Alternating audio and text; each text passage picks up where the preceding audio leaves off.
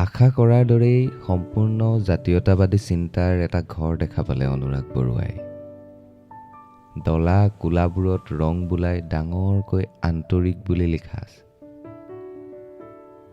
বৰুৱাই বহু বছৰৰ আগেয়ে চোৱা 3 ইডিয়টছ চিনেমাখনলৈ মনত পৰিল।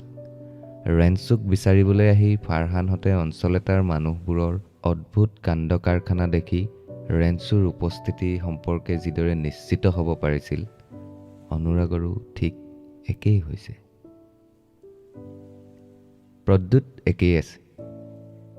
এই কথা নিজৰ মনত বাৰে বাৰে আওৰাই থকা বৰুৱাই এইবাৰ নিজকে সুধিছে, মই বাৰু একেই আছোনে? বাঁহৰ নঙলা খুলি সোমাই যোৱা বৰুৱাক দাড়ি নতুনকৈ থুটিয়াই অহা ল'ৰা এজনে নমস্কাৰেৰে অফিচ ৰুমলৈ আগবঢ়াই নিলে। ককাইদেউ আহি পাব এতিয়া, আপুনি অলপ বহকচোন।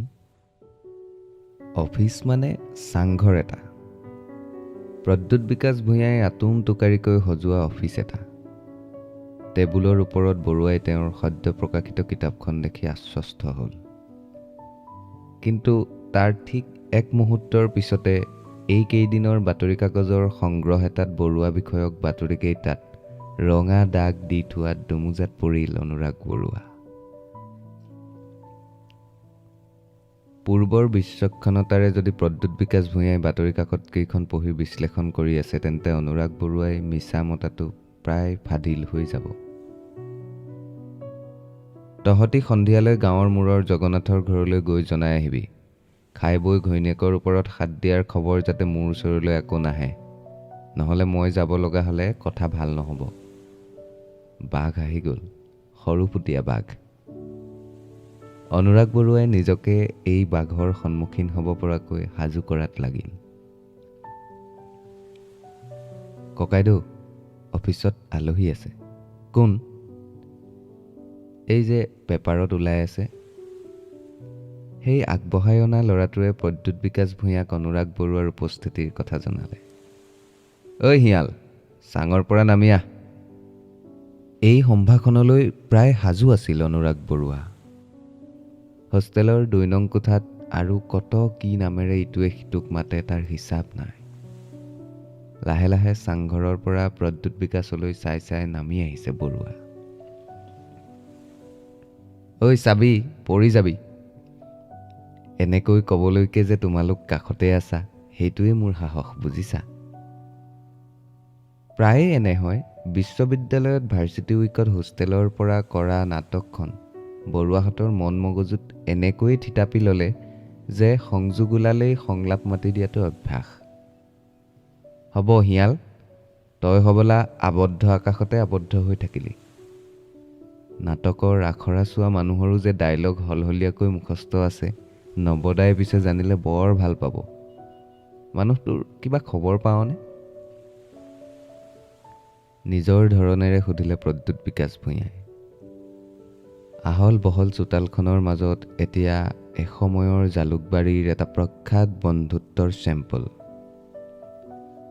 নৱদাৰ খবৰ লৈছিলোঁ সিদিনা, তেওঁ নতুন নাটকৰ কামত ব্যস্ত। অনুৰাগ বৰুৱাই মিছা মাতিলে। উপায় নাই, খবৰ নাই লোৱা বুলি জানিলে গালি শুনাটো নিৰ্ঘাত। সিদিনা মানে তোৰ দেখোন 1 সপ্তাহ ধৰি ফোন বন্ধ। তাৰমানে প্ৰদ্যুতে যোগাযোগৰ চেষ্টা এটা কৰিছিল, বৰুৱাই ভাবিলে। আৰে ভাই, মোৰ খবৰটো ল এবাৰ। তোৰ খবৰচোন প্ৰতিটো পুৱাত ডাঙৰ ডাঙৰ আখৰত আহিয়েই থাকে। বৰুৱাৰ বুকুখন মোচৰ খাই গ'ল। প্ৰদ্যুতেও এনেকৈয়ে ভাবে নেকি? অনুৰাগ বৰুৱাৰ খুধুনিত জতি পেলাই প্ৰদ্যুতে তাক হাতৰ চিগাৰেটটো অফাৰ কৰিলে। এইটোৰ শ্বেয়াৰ হৈছে যেতিয়া প্ৰদ্যুতে মোক বেয়া পোৱা নাই, বৰুৱাই মনতে ভাবিলে। আগেয়ে কোনো কথাত প্ৰদ্যুতে তাৰ ওপৰত কৰা খং অভিমানবোৰ কেৱল চিগাৰেট শ্বেয়াৰিঙতহে বুজিব পাৰে। কথাটো ভাবি হাঁহি উঠি গ'ল বৰুৱাৰ। নিজেও কিনি অনা পেকেটটোৰ কথা মনত পৰি প্ৰদ্যুতলৈ বৰুৱাই আগবঢ়াই দিলে। তই মোক খুৱাইহে মাৰিবি। স্বভাৱজাত ৰসিকতাৰে প্ৰদ্যুতে কৈ উঠিল। বাঘ ভাল মুদত আছে, আজিয়েই কথাবোৰ পাতিব লাগিব। সিদ্ধান্তটোক বা প্ৰদ্যুতে কি বুলি লয়? প্ৰদ্যুতে বাৰু তাৰ প্ৰস্তাৱটো গ্ৰহণ কৰিবনে? অনুৰাগ বৰুৱাৰ সন্মুখত এতিয়া ধোঁৱাৰ আচ্ছাদন। গাহৰি গাটো তিয়াই ল। পুখুৰীৰ পানী, পাৰ্শ্বক্ৰিয়াবিহীন ঠাণ্ডা পানী।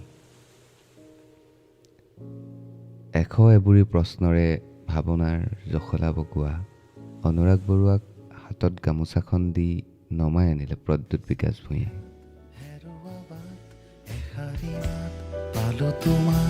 তুমি জীবন